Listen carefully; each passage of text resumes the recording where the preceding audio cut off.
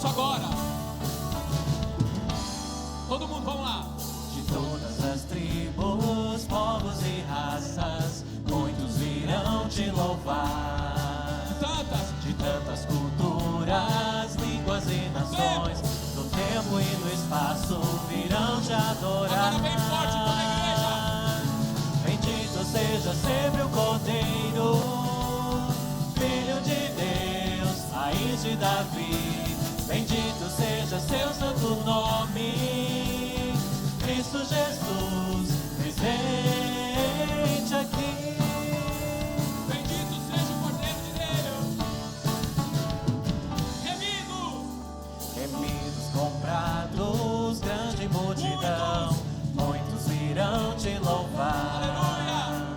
O povo escolhido, teu reino e nação, no tempo e no espaço virão te adorar. Bendito seja sempre o Cordeiro, Filho de Deus, raiz de Davi. Bendito seja seu santo nome, Cristo Jesus, presente aqui. E o que a nossa parte qual é? E a nossa nos cabe tudo dedicar, oferta suave ao Senhor. Dons e talentos queremos consagrar, e a vida no teu altar, pra teu louvor. Bendito seja sempre o Cordeiro, Filho de Deus, raiz de Davi. Bendito seja seu santo nome, Cristo Jesus, presente aqui. Bem forte. La la la ya, la la ya, la ya. Bendito seja sempre o Cordeiro, Filho de Deus, raiz de Davi. Bendito seja seu santo nome, Cristo Jesus, presente aqui.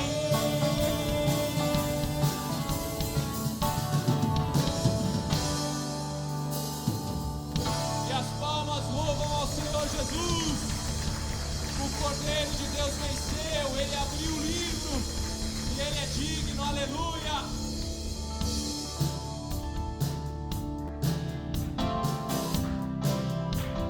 Os que esperam no Senhor renovarão as suas forças, amém?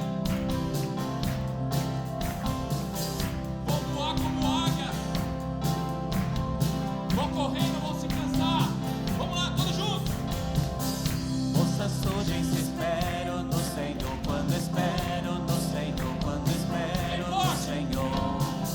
Moças surgem-se, espero no Senhor, quando espero no Senhor, quando espero no Senhor. Ó Deus, pra sempre reinas, tu és o nosso libertador. Tu és o grande eterno Deus, o grande eterno Deus. Tu não te cansas, nunca dormes. Do fraco és o defensor, Aleluia, meu defensor. conforto em toda Eu descanso na dor. palavra de Em Jesus. asas de águias tu me ergues.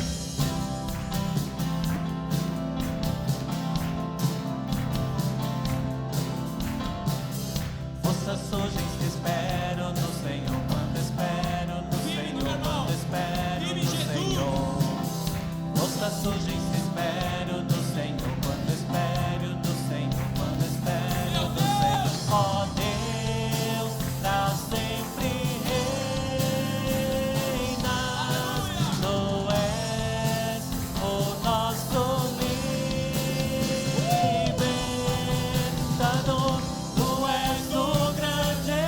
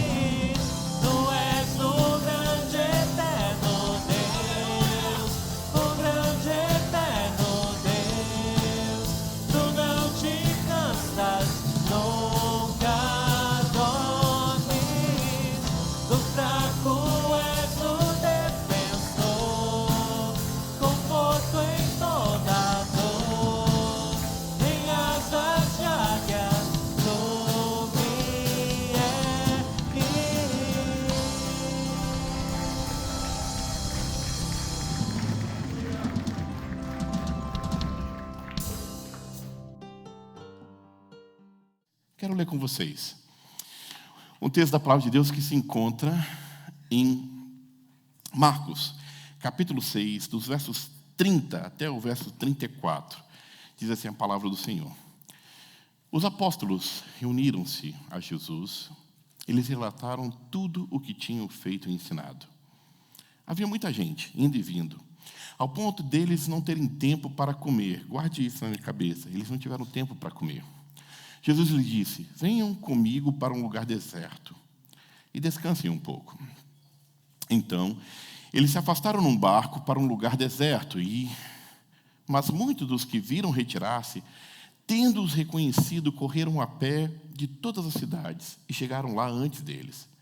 Quando Jesus saiu do barco, viu uma grande multidão. Teve compaixão deles, porque eram como ovelhas sem pastor. Então começou a ensinar-lhes muitas coisas. Já era tarde, por isso os seus discípulos se aproximaram-se dele e disseram: este é um lugar deserto e já é tarde. Manda embora o povo para que possa ir a campos e povoados vizinhos e comprar algo para comer. Ele, porém, respondeu: deem-lhes vocês algo para comer. Numa outra versão diz assim: deem vocês mesmos algo para comer. Eles lhe disseram: isso exigiria 200 denários. Devemos gastar tanto dinheiro em pão e dar-lhes de comer? Perguntou ele: quantos pães vocês têm? Verifiquem. Quando ficaram sabendo, disseram: 5 pães e 2 peixes. Então Jesus ordenou que fizessem com que todo o povo se assentasse em grupos na grama verde. Assim que eles se assentaram em grupos de 100 e de 50, tomando os 5 pães e 2 peixes, e olhando para o céu, deu graças e partiu os pães. Em seguida, entregou aos seus discípulos para que os servissem ao povo. E também dividiu os 2 peixes entre todos eles. Todos comeram. Escute bem, todos comeram e ficaram satisfeitos. Os discípulos recolheram 12 cestos, cheios de pedaços de pão e de peixe. E os que comeram foram 5.000 homens. Palavra de Deus às nossas vidas, para esta noite, que o Senhor nos abençoe e fale aos nossos corações nessa noite. O que está diante dos seus olhos é o tema dessa mensagem. O que está diante dos seus olhos? E eu começo com essa pergunta e eu gostaria que você respondesse sobre o momento que você vive hoje. O que você tem enxergado em cada área da sua vida? Sabe, como você vê o momento que você está vivendo hoje? Sabe, profissional, de trabalho, finanças, casamento, filhos, igrejas, ministérios, sonhos, sabe? Sua vida em geral, como você tem percebido as coisas que estão ao redor de você? Como você tem enxergado as oportunidades que você tem vivido? E eu digo isso porque, mais do que a realidade do que vemos as coisas que nos rodeiam, existe sim uma maneira de como vemos, de como enxergamos o mundo, sabe? Com que lentes nós temos enxergado e como elas acabam norteando a nossa visão, os nossos pensamentos. E isso é claro, eu creio que todo mundo entende bem isso, porque não é simplesmente as coisas que vivemos ou que temos, mas a maneira com que enxergamos, a maneira com que os nossos olhos estão condicionados, porque essa história não se trata de pão. Sabe, eu preciso afirmar isso logo do início. A multiplicação dos pães e dos peixes não se trata em dar comida para o povo, não se trata, sabe, simplesmente alimentar aquela multidão faminta. Há algo mais profundo, há algo que precisa ser, sabe, trabalhado na vida daqueles discípulos, e eu creio que também nos nossos corações. O que Jesus queria que eles entendessem de uma vez por todas é que, ao enxergar esse mundo, ao enxergar tudo que nos rodeia, a gente precisa ter uma lente mais nobre, uma maneira mais divina, mais condicionada pelo amor de Jesus de enxergar o mundo. E isso, nessa noite, a gente vai chamar de olhos de compaixão, um olhar de compaixão. Era isso que Jesus queria fazer naquele dia. Eu quero, com você, tentar entender o que isso quer dizer, porque não é fácil. Não é fácil olhar com compaixão. Não é fácil olhar com compaixão porque tanto os discípulos nos dias de Jesus como nós hoje vivemos em um mundo e somos extremamente influenciados por um outro tipo de olhar.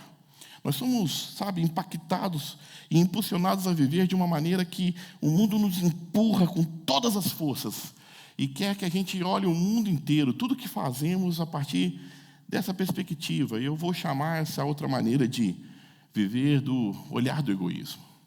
O olhar do egoísmo é a maneira que o mundo nos ensina.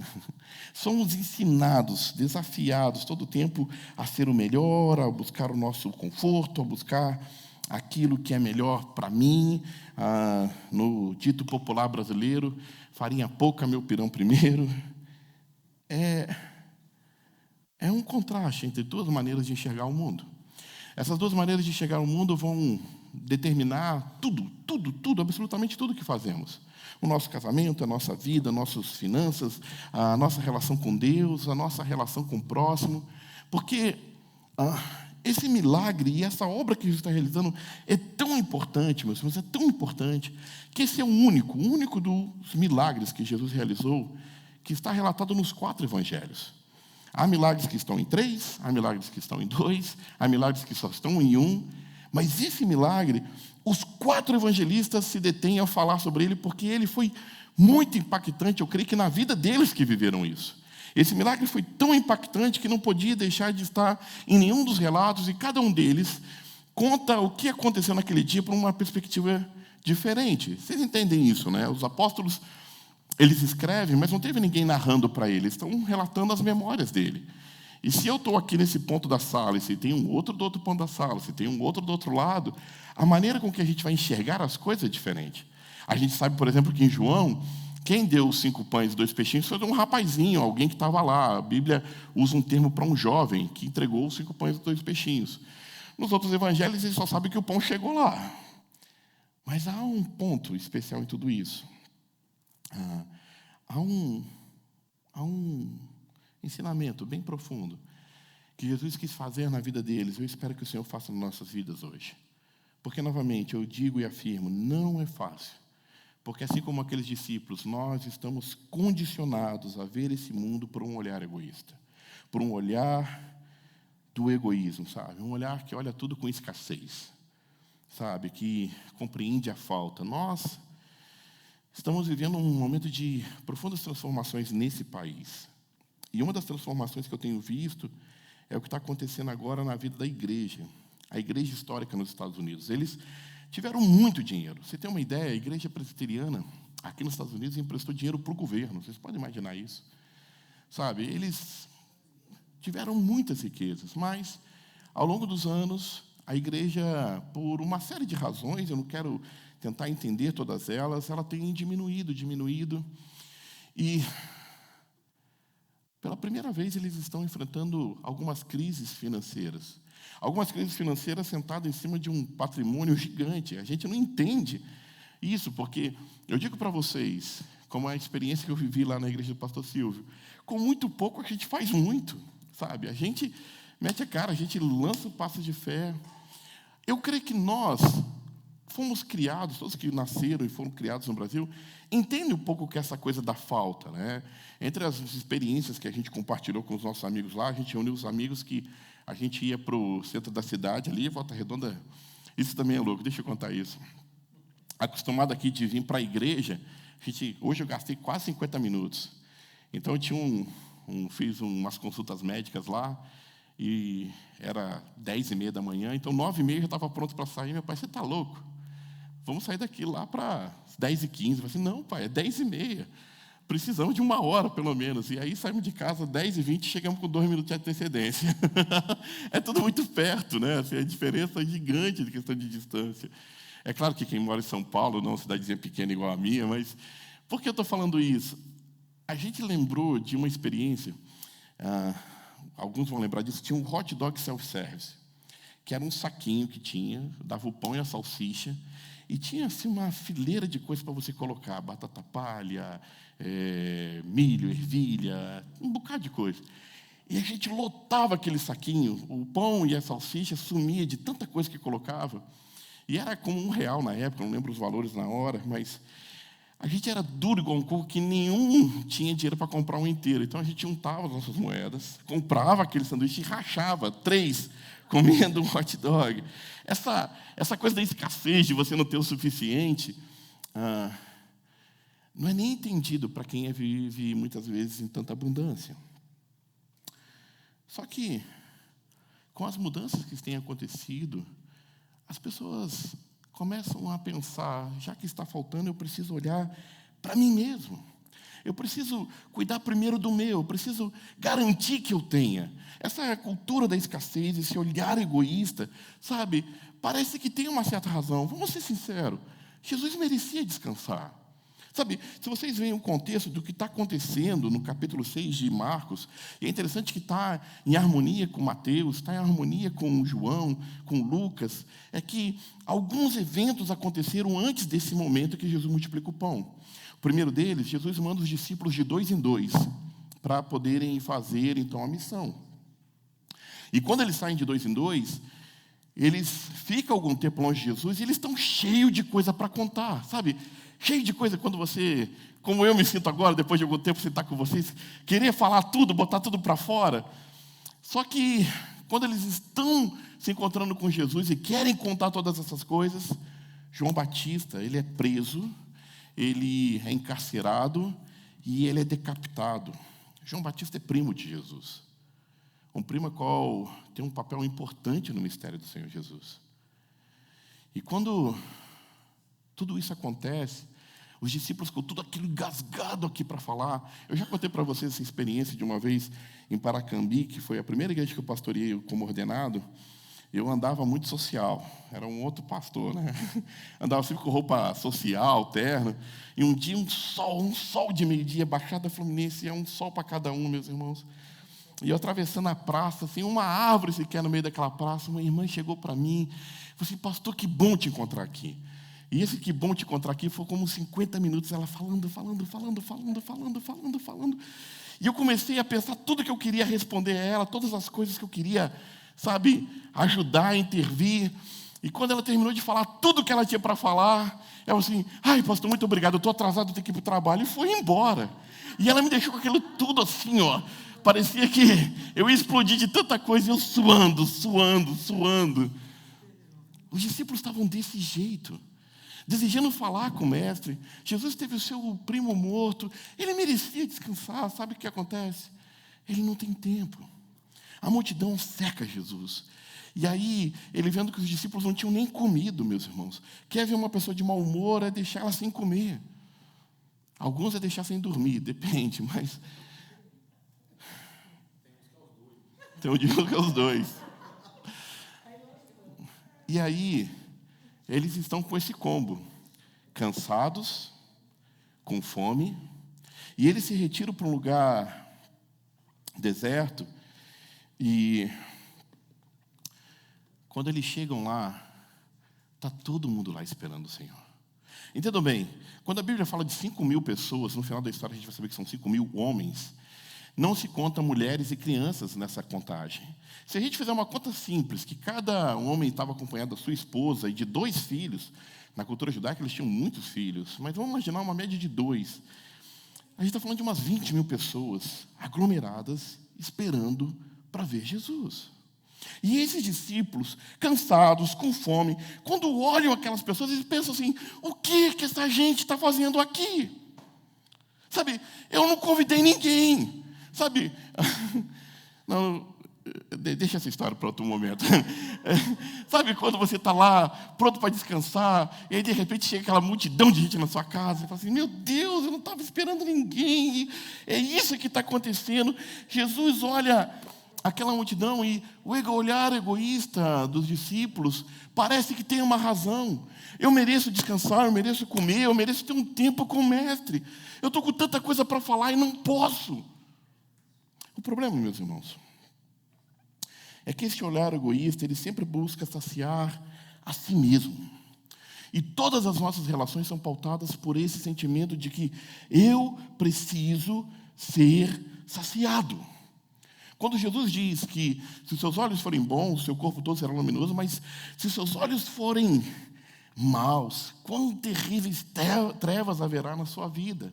Porque um olhar egoísta faz com que a maneira que a gente olhe para o outro é sempre buscando como eu posso me saciar, me dar bem. O olhar egoísta olha para o seu cônjuge, olha para a sua esposa, olha para o seu marido e vê a falta que ele tem para saciar as suas próprias vontades. O olhar egoísta olha os recursos, o dinheiro, como única maneira de prover o meu bem-estar. O olhar egoísta olha na vida dos nossos filhos a esperança de que eles cumpram com sonhos, objetivos que eu na minha vida não pude alcançar, então que eles alcancem e, como alguns dizem, que me deem boa vida. O olhar egoísta, ele olha a igreja local como um lugar que tem que saciar todas as minhas expectativas espirituais, que tem que dar a comida, que tem que dar o ensino para os meus filhos, tem que resolver os problemas que eu tenho com Deus. Um olhar egoísta. Olha para aquelas pessoas que se sentam comigo na casa de Deus, naquelas 2 horas da semana que eu tenho na presença do Senhor, como pessoas que são amigos ocasionais, mas que eu não posso abrir o meu coração. Esse é o olhar egoísta que havia na vida dos discípulos. E também há nas nossas vidas nos dias de hoje. Os discípulos olham com um olhar egoísta a multidão. Isso para eles é um problema. Isso para eles é a razão pelo qual eles não tiveram seu descanso. É natural o que os discípulos dizem: Senhor, manda esse povo embora. Manda eles cuidar da vida deles, já é tarde, esse lugar é deserto. A outra pergunta faz sentido. Nós vamos gastar tanto dinheiro assim com comida? Nós vamos gastar 200 dias de trabalho para alimentar toda essa gente? A gente vai fazer isso, Senhor? E quando eles olham que tem 5 pães e 2 peixinhos, é tão pouquinho, Senhor. Olha aqui, faz a conta rapidinho. 1, 2, 3, 4, 5. São uns 13. 5 pães e 2 peixinhos. Alguém vai ter que comer cabeça de peixe aqui, Senhor. É tão pouco, não dá para dividir. É impossível de dividir. O nosso problema é outro, Senhor. Não é minha culpa que eles estão vivendo isso. Não é meu problema. Manda-os embora desse lugar. Só que Jesus tem uma maneira diferente de ver as coisas. E isso, meus irmãos, é o que precisa entrar na nossa mente e no nosso coração. O olhar de Jesus é um olhar de compaixão. E compaixão tem uma definição muito especial. Compaixão é ser movido é ser movido dentro das suas entranhas. Compaixão é ter uma emoção muito forte. É o ato de partilhar o sofrimento de outra pessoa. É entender a dor do outro. O olhar de Jesus para aquela multidão é um olhar de compaixão, porque Jesus vê aquele povo perdido, como ovelhas que não têm um pastor. Sabe?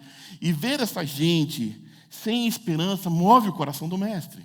Sabe, novamente, ele merecia descansar, ele merecia comer, ele merecia ter um tempo a sós com os seus discípulos, mas quando ele vê aquelas pessoas, ele não pode ficar indiferente.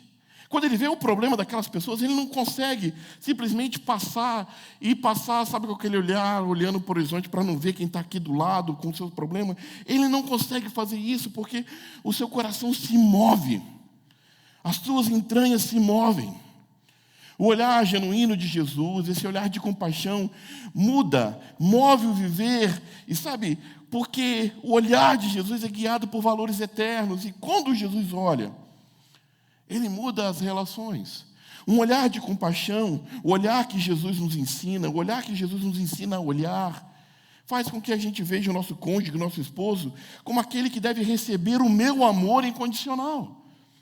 O olhar que Jesus nos ensina a olhar faz ver os nossos filhos como herança do Senhor, como o primeiro campo missionário a quem nos confia o trabalho de ensinar as virtudes do reino. Muito mais do que ter títulos, bacharelado, doutorados, é que eles sejam homens e mulheres de Deus. O olhar de Jesus, o olhar que ele nos ensina a ver o mundo, o olhar de compaixão, vê que os nossos recursos são meios de abençoar aqueles que estão em falta. O olhar que Jesus nos ensina a olhar a igreja é um olhar que nos vê esse lugar, um lugar onde posso servir e usar os dons que Ele já derramou na minha vida. O olhar de compaixão que Jesus nos ensina a olhar é aquele que vê quem está aqui do meu lado, não como um companheiro de 2 horas, mas como meu irmão, como a minha irmã. E por ser o meu irmão, por você ser minha irmã, eu vou te amar, eu vou te perdoar, eu vou ter paciência, eu vou lutar com todas as minhas forças para te ver crescer em fé, para vencer os desafios da sua vida, para que você saiba que você não está sozinho, para que você receba do meu amor. Esse olhar de compaixão, a qual Jesus quer que a gente viva, é um amor incondicional, um amor que vê dentro de nós, e o valor que Ele olha para nós vai apesar dos nossos erros, apesar das nossas falhas, apesar das nossas indiferenças, apesar da nossa incredulidade. Porque o olhar de compaixão de Jesus, ainda quando nós éramos pecadores, nos olhou como alvos do teu grande, tão grande amor, que entregou a sua vida por nós. E é por isso que Jesus nos desafia a sair desse olhar de egoísmo e ir para esse olhar de compaixão. Entenda bem, olha só o que aconteceu com os discípulos. Como eu disse, a primeira das experiências que aconteceu antes dessa passagem foi essa. Jesus mandou os discípulos saírem pelos vilarejos, pelas vilas, anunciando o evangelho. E foi essas as instruções que Jesus deu. Não levem nada pelo caminho, a não ser uma vara, um bordão. Não levem pão, nem saco de viagem, nem dinheiro em seus cintos. Calcem sandálias, mas não levem túnica extra. Você pode imaginar uma viagem dessa? Meus irmãos, deixa eu contar uma coisa para vocês. A gente tinha um Honda Civic 93, 300 e poucas mil milhas, com porta-mala grande. E quando a gente viajava, já que ela não está aqui, eu posso falar, a pastora Ivete conseguia encher esse carro. Depois a gente comprou um Siena, que tem o maior porta-mala de carro que eu já vi.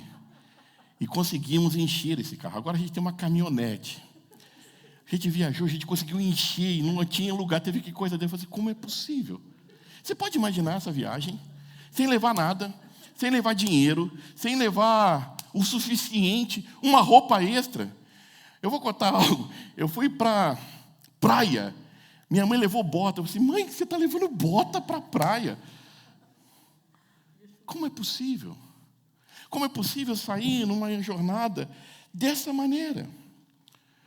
Os discípulos estão voltando dessa jornada, onde não levaram nada e nada faltou a eles. Onde eles passaram dias, e não temos a ideia de quantos dias, anunciando e pregando em vilarejos, e tiveram teto sobre a cabeça, tiveram comida na mesa, tiveram sustento vindo de lugares que eles nem imaginavam. O problema é que o olhar egoísta faz com que a gente seja extremamente rápido a levantar o nosso clamor diante de Deus daquilo que necessitamos e esquecer o que passamos na vida quando vemos a necessidade do outro. É muito fácil esquecer, principalmente na vida imigrante, tudo que enfrentamos nos primeiros dias, nos primeiros meses, e deixar de ter compaixão. Sabe uma das coisas que mais me irrita? É quando alguém fala para mim assim, eu sofri, você tem que sofrer. Ou, é bom sofrer porque você vai entender o que significa. Isso é uma bobagem. Se eu posso amar e fazer melhor a vida do outro, por que continuar reproduzindo uma cultura egoísta? Por que eu vou continuar indiferente ao que passa na vida do outro? E é por isso que Jesus nos desafia. Jesus desafia aqueles discípulos para que eles possam compreender o que é ter um olhar de compaixão. E a primeira resposta do mestre a eles é, deem vocês mesmos de comer. Isso é problema seu? Sim. Sabe, meus irmãos, essa coisa de ser crente e não se envolver com o problema do outro não é evangelho. Não existe evangelho egoísta. O evangelho é se dar. Jesus não passa a mão na cabeça de ninguém e, sabe, não aceita, não, fica aqui desse jeito. Não, ao contrário, ele desafia. Jesus, ao falar sobre o final e o julgamento, ele diz, olha, eu estava com fome, você me deu de comer. Eu estava nu, você me vestiu. Eu estava com sede, você me deu água para beber. Eu estava preso e você me visitou. E os discípulos questionando, quando foi, Senhor, que fizemos essas coisas? quando você fez a qualquer um desses meus pequeninos. Mas da mesma maneira, Jesus lança uma profunda condenação àqueles que ignoraram todas as oportunidades que tinham para poder servir e mostrar o amor de Jesus. Entendam bem, o desafio do Senhor é para que a gente consiga enxergar o mundo por uma nova perspectiva. Ele fala, manda o povo se assentar. E essa aqui, meus irmãos, sabe? Foi algo que toda essa mensagem começou por causa desta passagem especificamente. Porque a primeira coisa que os discípulos falam é, manda o povo embora, porque esse aqui é um deserto. E Jesus manda o povo se assentar.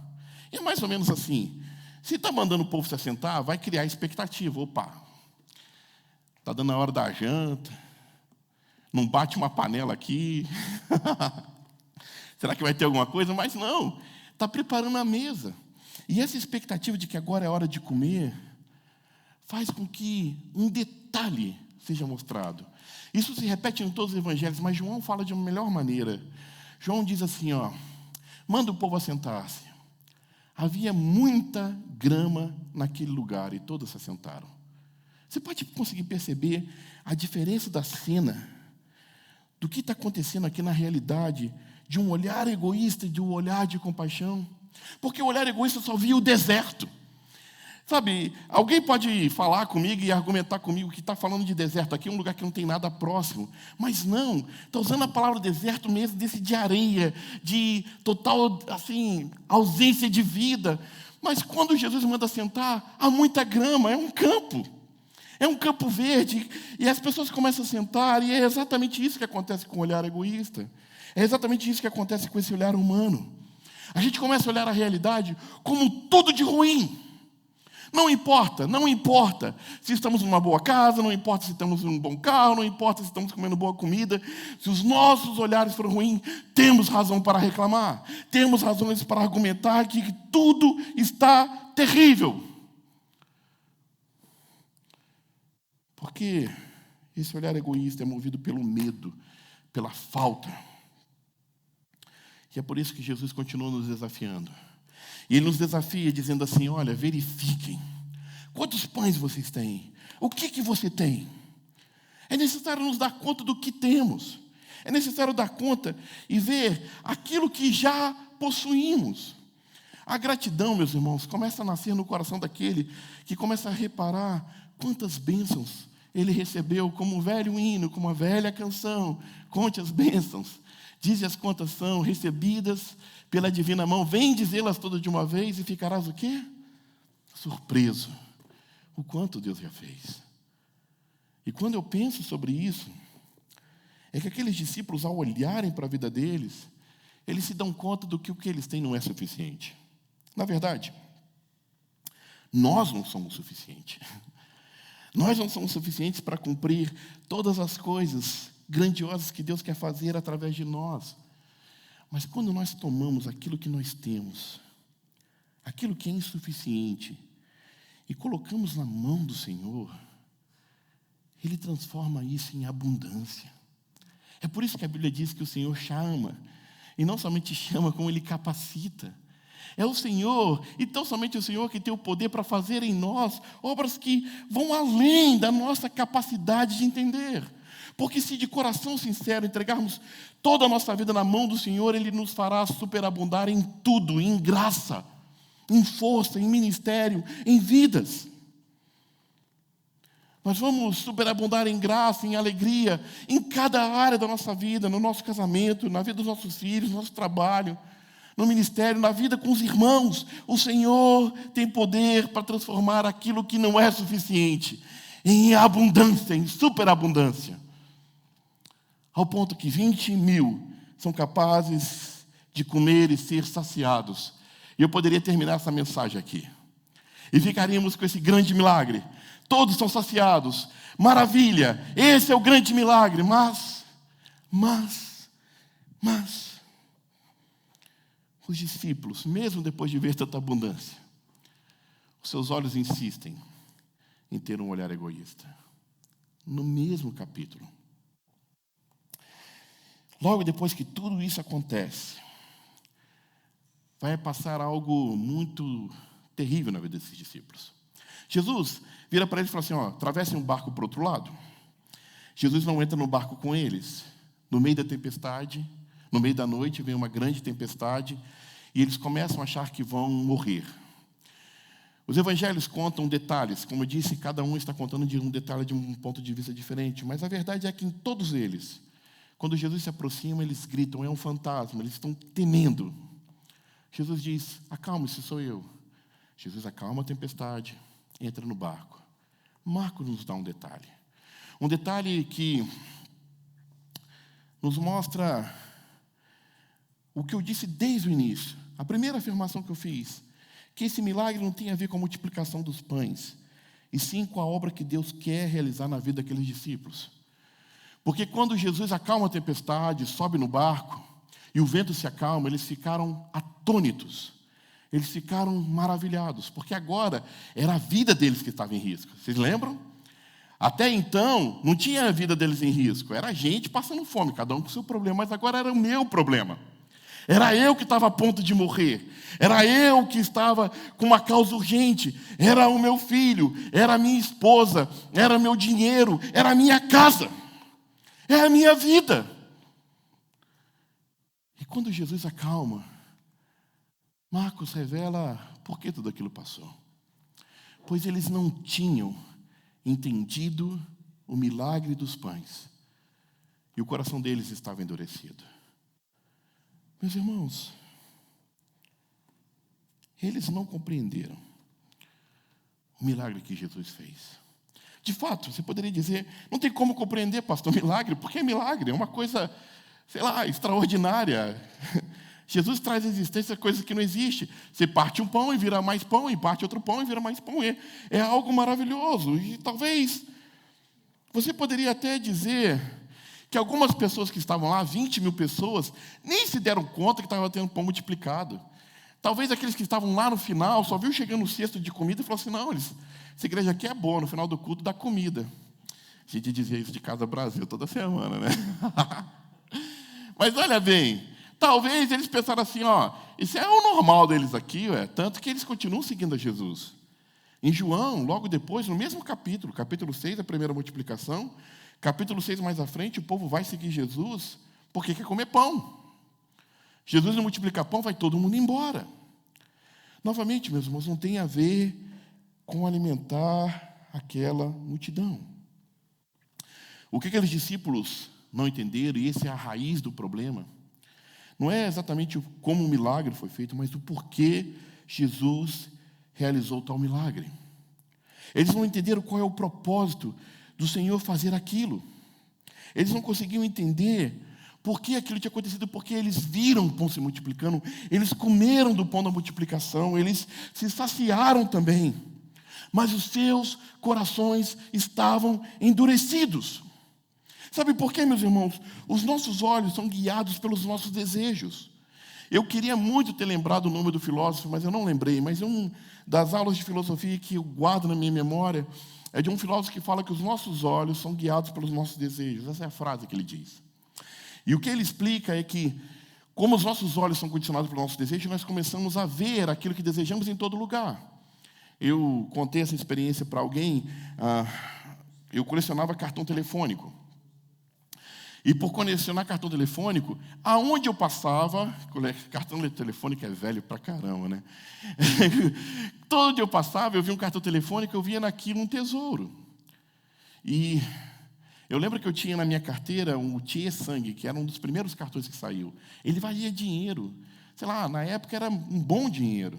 E eu andava com ele na minha carteira porque era o meu tesouro. Quando eu fui roubado e levaram a minha carteira, isso aconteceu lá na Bolívia, quando me roubaram. E na Bolívia não tinha aquele mesmo sistema de cartão. Eu imagino que aquele camarada abriu minha carteira, tirou o dinheiro, olhou aquele cartão e falou assim, isso aqui não serve para nada. Deve ter quebrado, porque aquilo não era objeto de desejo dele. Sabe, o meu primeiro carro foi um Fiat Uno 91 kit gás, 1000. Um motor 1000 Uno com kit gás não subia morro de jeito nenhum. Para poder subir, você botava no tubo, botava na gasolina. Eu lembro como hoje, subi no estacionamento do Extra, com meu primo, a pastora Ivete, só tinha o Gabrielzinho na época no carro. E no meio do estacionamento do Extra, o carro não subiu mais. Passei para a gasolina e não subiu. E aí aquela vergonha de fazer todo mundo voltar e de repente alguém grita lá de baixo: é 1000!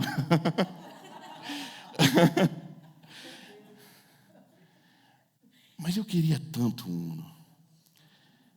Talvez é porque era o que eu podia comprar, mas aonde eu passava, eu via o Uno. Aonde eu andava, eu via aquele carro, porque era o alvo do meu desejo. E eu tenho certeza que você agora pode estar lembrando de alguma experiência, de alguma coisa que você deseja muito e começa a ver em todos os lugares. Eu falo isso, meus irmãos, porque alguns comem do milagre. Alguns experimentam milagres grandiosos em suas vidas. Alguns passam anos dentro da casa do Senhor, mas ainda não têm o Senhor como objeto último, o Senhor como a razão última do desejo da sua alma e do seu coração. Porque se desejarmos ardentemente, com todo o nosso ser, se os nossos olhos forem transformados por um olhar de compaixão, ao ponto que as nossas entranhas se movam, que dentro de nós haja uma transformação, de que o Senhor seja o primeiro em tudo da nossa vida, o amor de Deus invadirá os nossos corações e guiará as nossas vidas completamente. Teremos um olhar de compaixão, seremos misericordiosos. Vamos finalmente experimentar a plenitude do que é viver debaixo do poder de Deus. É sobre isso que se trata esse milagre. Às vezes cremos que não é possível. Mas escute, Gideão estava lá, sabe, batendo trigo no lagar, que era o lugar de fazer vinho, num horário escondido, porque os filisteus estavam roubando tudo. E a primeira palavra que Deus dá a Gideão é homem valente. Um medroso que se esconde dos inimigos, homem valente. Porque ele não conseguia enxergar o valor dele mesmo, mas o Senhor via além. E Gideão vai conduzir Israel nas maiores, ou talvez nas batalhas que eu acho mais maravilhosa, que está lá no livro de Juízes. É Moisés que vai dizer para o Senhor: eu não sei falar, Senhor, eu sou pesado de língua.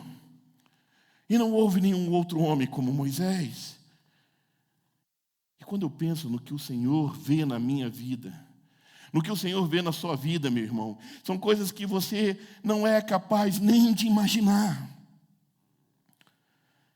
Porque o Senhor te vê como alguém a qual foi digno de entregar a vida dele no seu lugar. E é por isso que Ele não quer que você continue vivendo no mundo com um olhar egoísta. É por isso que o Senhor quer que você entregue tudo que você tem nas mãos dEle. Porque a sua insuficiência se tornará em abundância na mão do Senhor Todo-Poderoso. Eu termino com isso. Eu termino com essa afirmação. Eu desejo profundamente que vocês possam compreender o que é o olhar de compaixão que Jesus quer de nós. Porque, meus irmãos, se Casa Brasil, se essa igreja não tiver um olhar de compaixão um com os outros e com esse mundo, nós vamos desfalecer nessa caminhada. Em algum momento, a nossa missão deixará de existir quando olharmos para nós como isso, a única maneira de saciar a minha vontade. Quando o olhar egoísta dominar, nós não podemos permitir que isso aconteça. O que o Senhor quer é que esse olhar de compaixão me ajude a entender o que passa na vida do outro, na vida do meu irmão, a ter mais misericórdia, a caminhar a segunda milha, a amar, a se importar. É problema meu, sim. Se alguém está em fome, se alguém está em necessidade, é problema meu, sim. Se há alguém sofrendo com a vida do seu filho, é problema meu, sim. Se algum casamento não anda bem, é problema meu, sim. Se alguém se sente fraco e não tem forças para caminhar, é problema meu, sim. Porque o Senhor derramou tanto amor na minha vida e na sua vida, que não podemos ficar indiferentes. É tanto problema meu que eu vou dobrar os meus joelhos e orar. É tanto problema meu que eu vou clamar diante de Deus como se fosse meu próprio filho. Para que aqueles que estão afastados possam voltar ao convívio da família. Estar reunidos novamente na casa. E serem recebidos com muito amor. É problema meu, sim. se alguém não é capaz de andar em harmonia, porque nós precisamos aprender a vencer as diferenças, porque se tivermos o olhar de compaixão, o mesmo olhar de compaixão que Jesus teve, nós vamos entender essa grande fidelidade de Deus. Eu escrevi uma declaração de fé, a qual quero recitar para vocês. Uma declaração de fé que eu espero que seja uma realidade, e eu creio nisso. Eu creio que os nossos olhos de fé foram abertos nesse dia, e que somos uma igreja movida por compaixão. Eu não falo de um futuro, eu falo de um presente.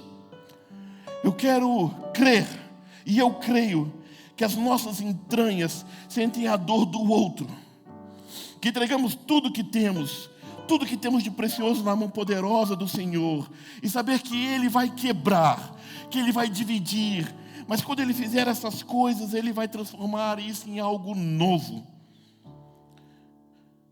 Eu creio que o Senhor vai superabundar o seu poder, e já tem superabundado o seu poder, e o seu amor no meio dessa igreja. Eu creio.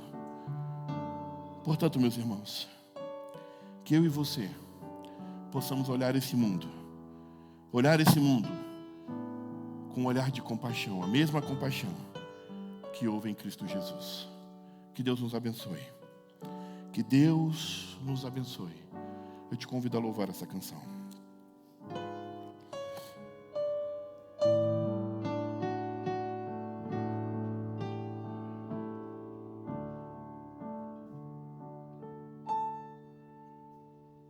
Tu és fiel, Senhor, meu Pai celeste, pleno poder aos teus filhos darás. Nunca mudaste, tu nunca faltaste, tal como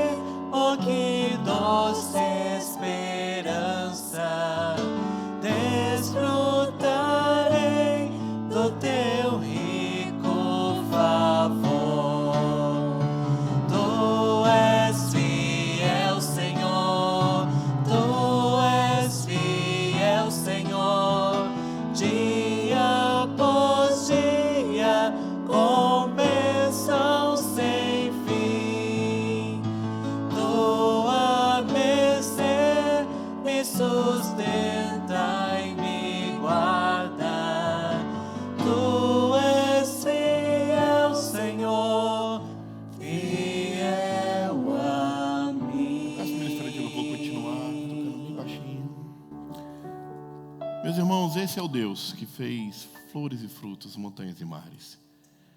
Por favor, Júnior, continua tocando, que nós vamos louvar uma vez mais a estrofe final, que fala do porvir. Até peço a Deus que já deixe aí na tela, por favor, meu irmão. Ou Sandra que está ali, por favor, meu irmão. E esse Deus que dá em abundância, meus irmãos. Esse Deus que não retém a mão para abençoar a tua vida, que não retém a mão para abençoar a minha vida, que tem abençoado tanto a história dessa igreja, a cada um de nós. É Ele que nos convida a olhar esse mundo com um novo olhar, uma nova maneira. Eu sei que a gente já tem problema demais e é fácil ficar no olhar egoísta e falar assim, não, eu preciso cuidar do meu primeiro, mas eu tenho certeza do que eu estou afirmando, eu tenho certeza de que quando nós nos movemos nesse olhar de compaixão, o Senhor não somente nos usa como instrumento para abençoar outros, mas nós é que somos muito abençoados. Quando nós nos movemos em direção a cumprir a vontade de Deus, nós percebemos a alegria que há em servir o Senhor. Quando eu faço essa declaração de fé aqui, meus irmãos, é porque esses dias fora me deu um entendimento de quanto eu amo poder estar aqui com vocês e o quanto creio que o Senhor tem feito grandes coisas em nós e tem muito mais por fazer. Se nós mantivermos os nossos olhos fitos no Senhor e olharmos esse mundo com compaixão. Queria te convidar a se colocar de pé. Eu vou orar e logo depois da oração nós vamos todos louvar esse último refrão.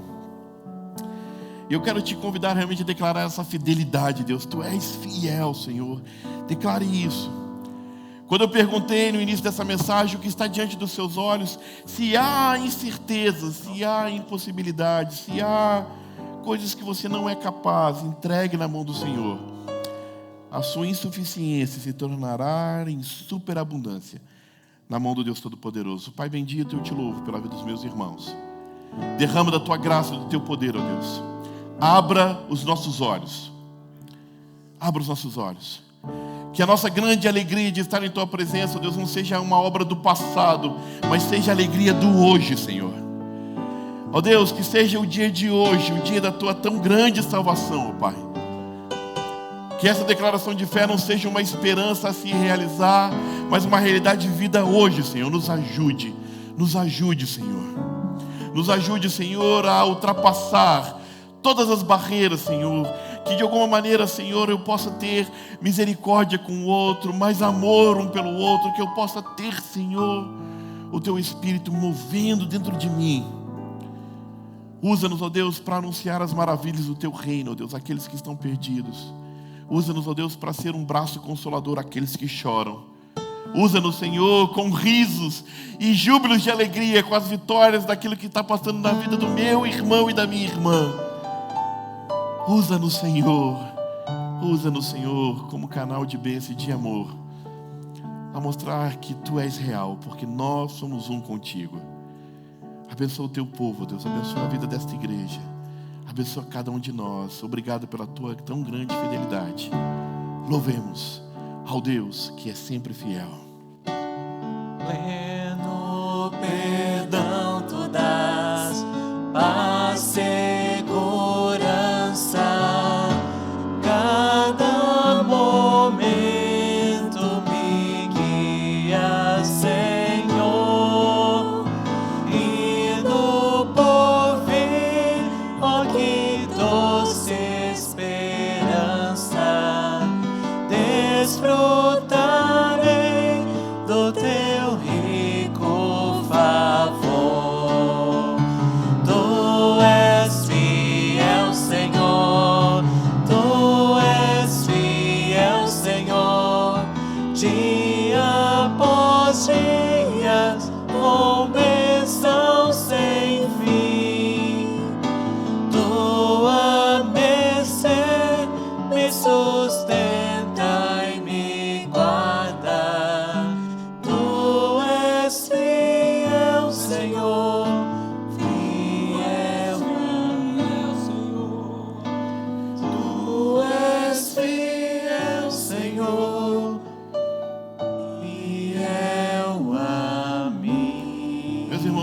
que a graça do Senhor Jesus, o amor de Deus Pai Todo-Poderoso e a doce presença, a consolação e a alegria do Santo Espírito de Deus seja sobre a tua vida, sobre a vida daqueles que você ama, que os seus olhos, a partir de hoje, enxerguem esse mundo com um olhar de compaixão, tal como Jesus nos viu, hoje e até aquele glorioso dia que estaremos com o Senhor.